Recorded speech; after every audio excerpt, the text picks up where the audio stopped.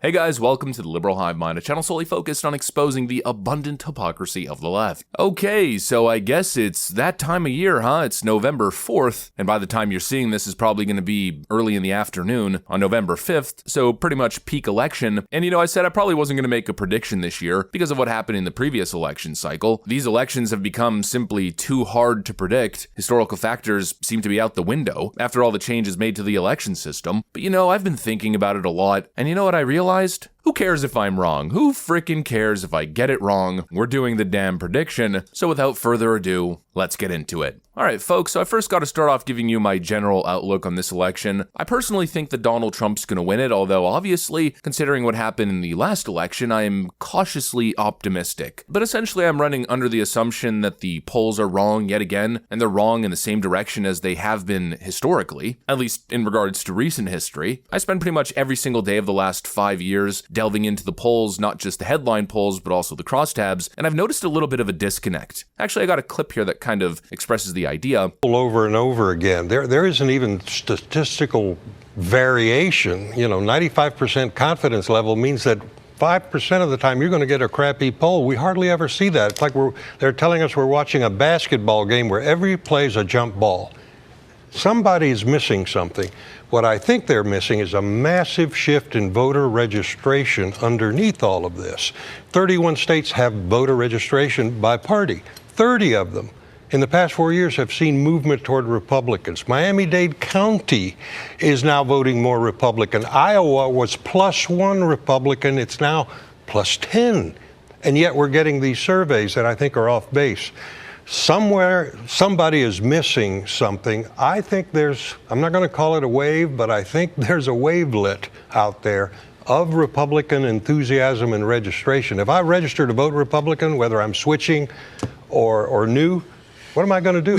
I think the pollsters haven't adjusted for what we've actually seen in the electorate in the most important battleground states. If we look at voter registration, it's obvious that Republicans have made some significant gains. And then, of course, we've also been analyzing early vote data, and it seems like Republicans are way ahead of target in terms of early vote and vote by mail. So essentially, I'm operating under the assumption that the polls are wrong, even though the polls are showing that Donald Trump is winning nearly every single battleground state. My assumption is that most of these polls are probably off anywhere from 1 to 5 points across the board, and that it's likely that Donald Trump is going to overperform. So now with my general outlook out of the way, let's get into the actual electoral map. First, I want to start off with Arizona. I think it's pretty clear at this point that Trump is on path to win the state. If we look at the early voting metrics, Republicans have a 190,000 lead in registered Republican turnout, where in previous elections in 2020 and 2022, Democrats were ahead at this point in early voting by I think roughly 15 to 20,000 votes. Well, now they're behind nearly 200,000 votes. So what does that tell you? I think Donald Trump takes the state. I don't think it's going to be particularly close, and I think also Kari Lake wins the Senate. So we're making Arizona red here. Then, of course, I think the next logical step, if Arizona is going red, to such a degree, I think Nevada follows suit. And again, it's the same kind of thing. Republicans are performing admirably in terms of the early vote, and it seems like the Nevada electorate has shifted rightward, more so than almost any other state. So I think theoretically, those should be two relatively easy pickups for Donald Trump. Then moving on to the Sun Belt, I'm giving Donald Trump Georgia, and this is based purely off the polls. At some point it was looking like it was going to be competitive, but lately Donald Trump's simply run away with it. Nearly every single poll is showing him leading in the state, all except for one, and that poll comes from New York Times/Siena, which honestly I think is a worthless poll. Although full disclosure, I have to admit that Georgia is making me, I'd say maybe a little bit nervous. What it's really going to depend on is the Atlanta area, whether or not all the talk about Donald Trump making gains with black men actually comes to fruition here, and of course voter turnout. I think it's likely to be closer than 2016, but I think Donald Trump takes it. Then moving on just north, we've got North Carolina, and this is another state that supposedly is really close, but looking at the early voting data breakdown, as you guys can see here on screen, I don't think it's looking so good for Kamala Harris. As you can see here, we've got ballots cast by party, and the first thing that you might notice is that more Republicans have cast their ballot than Democrats, which kind of bucks the trend. Usually Democrats are supposed to be building a firewall in early voting, but they simply haven't in the state. We're seeing more Republicans and independents showing up to vote, but the most important thing, of course, as we're going to say pretty much for every single state here, is enthusiasm and turnout. Who is going to show up more on election day? And just simply take a look It seems as though, in early voting metrics, Republicans are turning out at a higher percentage than Democrats are. We got 58.68% for Democrats to 63.18% for Republicans. If this trend continues into Election Day, I don't think the results are going to be particularly close. I think Donald Trump takes North Carolina, and all this talk about Kamala Harris flipping the state kind of just falls flat. Now, moving just north of North Carolina, we've got Virginia. You might be a little bit confused as to why Virginia is a toss-up state here. Normally, it'd be a blue state, but I'm probably going to leave it like this for my prediction. My personal view is that I think Virginia is going to be extremely close. I'm not exactly sure if Trump's going to take it. I think it depends, again, on enthusiasm, voter turnout, but I've heard a lot of talks about the Trump internal polls showing him within striking distance, within the margin of error. Obviously, we saw those polls when it was Donald Trump versus Joe Biden, showing the race essentially neck and neck with a 1-point difference between the candidates. I think it's probably unlikely that Donald Trump takes the state, but it is possible. And so I'm just going to leave it open. It depends how the night transpires. If the polls are significantly off this year, and it turns out that Donald Trump is just sweeping battleground state after battleground state, I think Virginia is in play, and there is a chance that it's either extremely close, with the slight possibility of Trump taking the state. I'm going to leave it as a toss-up. Then moving just north, of course, to the most important battleground states on the electoral map, we've got the Rust Belt. During the election season, it seems almost as if the world revolves around Pennsylvania. And this state obviously is going to be one of the hardest to predict. And I think wherever this state moves is probably going to dictate who wins the election. And my optimistic approach, my general thought is that Donald Trump wins the state. And I'm saying that for a couple of reasons. Firstly, he's leading in the polling data. Just take a look. Of course, admittedly, it's a very small lead, and some pollsters are suggesting that Kamala Harris is leading. I'm sticking to my guns here, and I think Donald Trump's going to take the state. If you look at all the best pollsters here, Emerson, Trafalgar Group, Atlas Intel, Insider Advantage, and Rasmussen Reports, all of them have Donald Trump winning by a couple points. And in a populous state like Pennsylvania, a couple points usually translates to over 100,000 vote difference. So of course there's that, but then also early voting data, the Democrats just haven't built the firewall that they need. There's that magical 500,000 early vote lead firewall that the Democrats are dependent on, and I've been following it for the last couple of weeks. I think they're at a roughly 400,000 vote lead at the current moment, and so I just don't think it's enough. I think independents are likely to split for Donald Trump. I think maybe even some Democrats might be voting for Trump, and the reason I'm saying that is because of what we've been seeing with union voters. I think the union working class in the Rust Belt is moving towards voting for Donald Trump. I wouldn't be surprised if we saw some ticket splitting where people are voting Democrat down ballot but then voting for Donald Trump as the president. So I'm putting Pennsylvania as leans Republican. And of course, you might notice that puts Donald Trump currently at 287 electoral votes. If he holds on to these states that are perceived as relatively safe for him, North Carolina, Georgia, Arizona, and Nevada, then all he needs to win is just one of these three Rust Belt states. If he takes Pennsylvania, he wins the election. But now moving on, we've got Michigan and Wisconsin. I want to start off with Wisconsin. This is another state that supposedly is super close, and you got all these Democrats claiming that Kamala Harris is going to take the state, but I'm just not there with them. Firstly, Wisconsin doesn't really do the whole mail-in ballot thing that you see in other states, and so Democrats don't get to run up this huge lead going into Election Day that then Republicans have to leap over with Election Day voter turnout. So that's obviously a factor, but the reason why I'm giving Donald Trump this state, I'm going to mark it as lean Republican, is mostly due to the general polling miss in the state. I mean, let's just go back to the 2020 election, for instance. We've got Wisconsin results here. The polling data missed by 6 points to the benefit of Joe Biden. 6 points. The polling was suggesting that Joe Biden was going to win by an average of 6.7 points, and then Joe Biden took the state by 0.7. So if we simply look at the current results, it looks like Kamala Harris is ahead by 0.4, but if the same miss applies, not to mention there's roughly 3.5 points of undecided voters, if the polling miss is there and undecided voters split for Donald Trump, again, it's a working class state, I think Trump takes the lead here quite significantly. Honestly, I think it might not even be close, and we've seen some interesting news relating to high Republican voter turnout in the WOW counties compared to the left-leaning Dane County. I'll put up a chart here that's going to visualize what I'm talking about. So just based off what we already know about the state, I think Wisconsin goes red, and of course if Pennsylvania goes red, I don't see how Wisconsin goes blue, but of course we're in the era of who frickin' knows anything these days. But if I was to make a prediction, this would be it. And now we've got the final state, good old Michigan, and I kept Michigan purposely for last. And this is going to sound maybe a little bit wild, but mostly due to the Secretary of State there. Now the old me would have punched Michigan as red as fast as humanly possible, but the new, more refrained and reserved and conservative me just has doubts, I got some PTSD, some trauma when it comes to the state of Michigan. The reality is, I don't frickin' know. Of course, course, if we look at the recent polling misses, Trump theoretically should be on a path towards victory in the state, but this one in my view is just too hard to predict, and I think if one state is likely to go to Harris in the Rust Belt, it's probably Michigan. Deep down inside, I think Trump's gonna win, but you know what? I'm gonna give Kamala Harris Michigan as charity, just because I'm a little nervous, a little paranoid, and I think this election could actually be much closer than what a lot of the data is suggesting. You know, during the 2020 election, when I made my prediction, I was banking on huge polling misses in pretty much all of these states, and it didn't happen that way. So my more reserved approach here would be to split the Rust Belt states like this. And so that's pretty much it. I really do believe that Donald Trump's going to win this election, but it's really going to depend on voter turnout, or I think maybe lack thereof. I think Republican voters, Trump voters are showing up no matter what. They would swim across the ocean, climb mountains, walk over burning coals to vote for this man. The question is, can Kamala Harris generate the same kind of enthusiasm and voter turnout? My thought is probably not, but if they manage to get it done, this election could be very, very close and could maybe even possibly tip in her favor. I don't see it happening, but I think it's a possibility. My prediction is that Donald Trump ends around the 300 electoral vote count, and he could get way more than that if Republicans really show up and Democrats really don't. I think he could take Michigan. I think he could take Virginia. I think he could end with well over 300 electoral votes, but of course we'll just have to see. I think Trump wins, and the world is saved from having to suffer through 4 years of cackling Kamala. Anyways, that's pretty much what I got for you guys. Let's see what happens. Let's see if I'm right. Honestly, hopefully I'm wrong and Donald Trump just pulls away with this thing like you've never seen before, and we see a ruby red landslide, but we'll have to see. Thanks for watching, and I'll see you on the next one.